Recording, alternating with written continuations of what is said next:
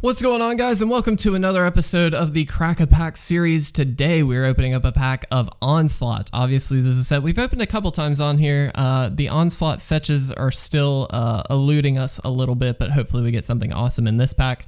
Of course we will do the pack one pick one thing, so we're gonna hopefully be able to figure out what our first round draft pick would be. If I can open this set at all. Wait for it. There we go. Okay, so the old glue holds a lot stronger, I have noticed, throughout these now 250 some odd Crack-a-Packs. But regardless, we will figure out what our pack one pick one would be. I did not draft during this time, so I really don't know what the best thing will be. I do believe tribal stuff is pretty prominent, but we'll see. So Nosy Goblin is our first card here. It's a 2/1 for 2 and a red. You can tap it and sacrifice it to destroy target face-down creature. Morph was a big part of this set. I do remember that. I believe cycling might have also been.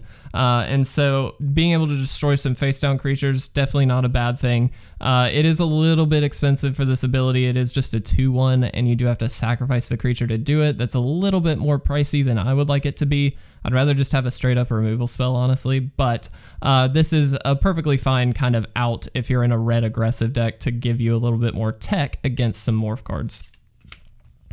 Mage's Guile is an instant for 1 and a blue. Target creature can't be the target of spells or abilities this turn, and it does have cycling for 1 blue, so you can discard this card, pay a blue, and then draw a card. So this is a really interesting one. I don't like cards like this, but because it has cycling, it does make it kind of playable, especially for 1 blue. That's pretty efficient. You can just kind of do it anytime, especially since this is an instant. You can cycle it at any point. So normally I don't like stuff like this, but I would be more open to it at least in this instance, just because it does have that backbone of cycling. I don't like it more than the Nosy Goblin for sure, but it is still a more interesting card, I guess, to say the least.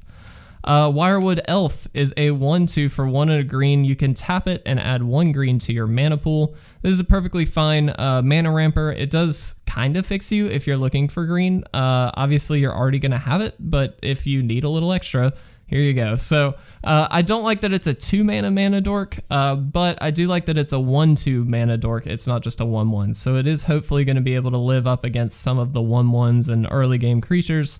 And so I do like this a little bit for that reason. Ramp is always great, so it's pretty easy that so far this is the best pick in my mind. Festering Goblin. So a 1/1 for 1 black. When Festering Goblin is put into your graveyard from play, target creature gets -1/-1 until end of turn. This is such a good early game threat. I say threat, but it is just kind of the ominence of I can kind of take out one of your early game creatures along with my own, and I'm perfectly fine with that. In a goblin deck, you're going to try and overrun the board with as many goblins as you can, and so you can afford to maybe trade off a couple in the beginning if that means you're going to be able to like 2 for 1 your opponent or do something like that. So if your opponent just has a bunch of 1/1s and they swing in and you're able to block with this, you can take 2 of them out with just the price of 1.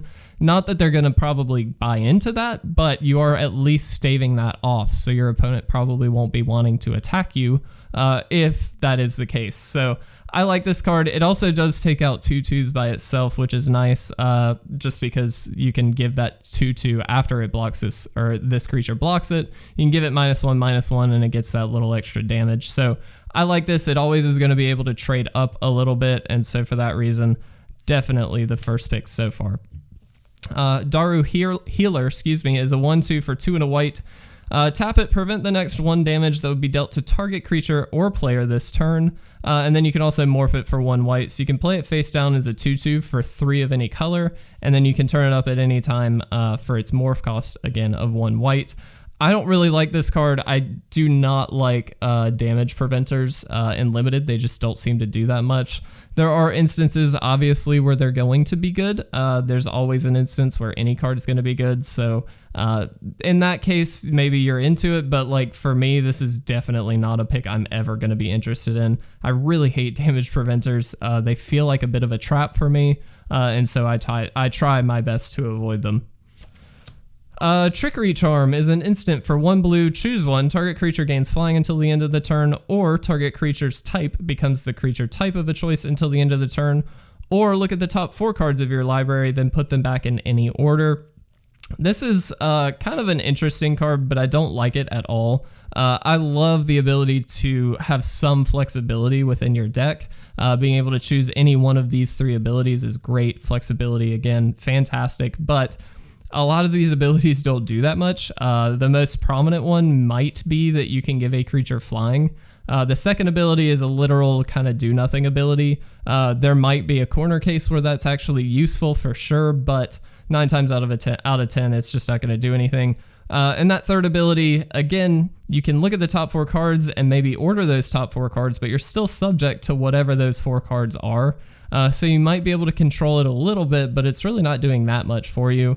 I'd rather have a more board impactful card in my deck than something like this, so definitely not interested. Elvish Pioneer is a 1/1 for 1 green. When it comes into play, you may put a basic land card from your hand into play tapped. So this is a really good ramper, so I like this card a lot. Yes, you are subject to whatever is in your hand, but this is a turn 1 play. 9 times out of 10, you're gonna have a second land in your hand, if you kept a good hand, I should say. And so I really like this card. It does technically fix you as well if you're in multiple colors and you have another land in your hand.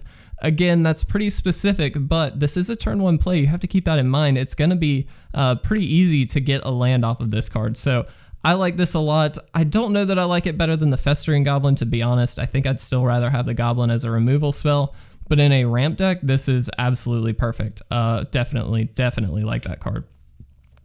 Gustcloak Harrier is a 2/2 for 1 and 2 white. It does have flying.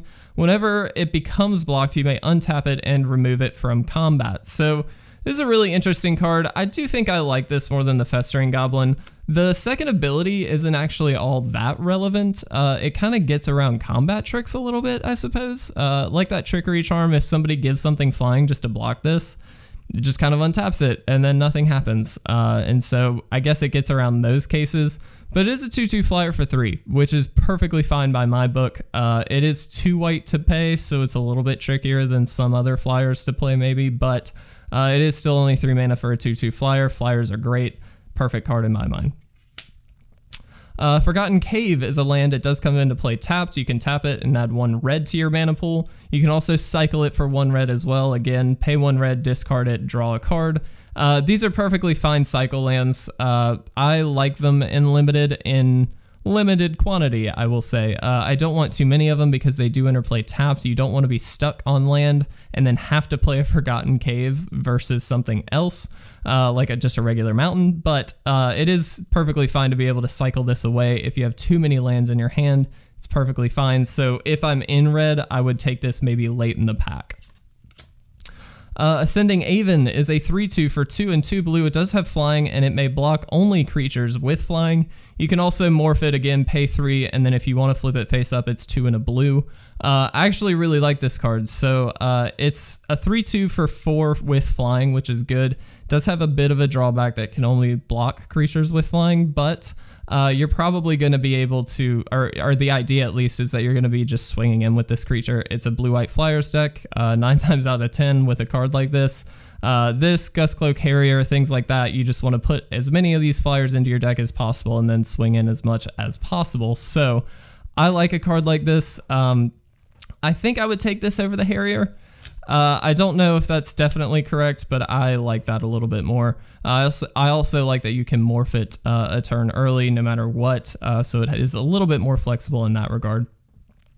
Annex is an enchant land for 2 and 2 blue. You control the enchanted land. Pretty basic card. Not one that I'm interested in limited. There are probably implications for constructed that make this okay. But limited, this is literally a do-nothing card. 9 times out of 10, you're just running a bunch of basics, so not really worth it. Chain of Acid, a sorcery for 3 and a green. Destroy target non-creature permanent. Then that permanent's controller may copy this spell and may choose a new target for that copy. I don't like this card. This giving your opponent choices of destroying stuff is just bad, so I'm not into this at all. Excuse me. Serpentine Basilisk is a 2/3 for 2 and 2 green. When it deals combat damage to a creature, destroy that creature at the end of combat, essentially Death Touch. You can also morph this. Again, the morph cost on this one is 1 and 2 green. Sorry for the dog in the background, by the way. I like this card. I think it's worth it to play this over the Aven just because Death Touch is pretty powerful. Again, it's not technically, it is basically Death Touch, it just they didn't have the keyword back then. So I really like this. I think this holds off so many things that it's worth it because again, no matter how much damage it's dealing, it's gonna kill it. So I really like this card, definitely over the cards we have so far. And then Deathmatch is our rare, so it's an enchantment for 3 and a black. Whenever a creature comes into play, that creature's controller may have target creature of his or her choice get -3/-3 until end of turn. Excuse me again. I like this card in Constructed for certain implications. EDH decks would probably love this, but I hate this in Draft. Turn 4, you want to do something a little more impactful on the board. On top of that, giving your opponent the option of killing your creatures is really bad. Yes, you do get to kill theirs, but it's just going to be a trade-off match until you get to your strongest creature, and it kind of just puts you at to the point where it's like, okay, strongest creature wins, let's see what you got. So I don't really like that. That kind of puts you at subject to whatever you're drawing for your deck, and I'm just not a fan. We do have a foil, so Choking Tethers is an instant for 3 and a blue. Tap up to 4 target creatures. You can cycle it for 1 and a blue, and then when you cycle it, you may tap target creature. This is a really interesting card. I actually love the art on this. It's cool to see these old school foils as well, but not into this over the Serpentine Basilisk for sure. I think that's 100% my pick. I do like the Ascended Aven as well though, so feel free if you disagree in the comment section below, please let me know. If you did like this video, please make sure to leave a like or a comment down below. And as always, please make sure to subscribe to stay up to date on all of our awesome content. But with that, I'm going to get out of here. Thanks for watching, guys. I'll see you in the next Crack-A-Pack video.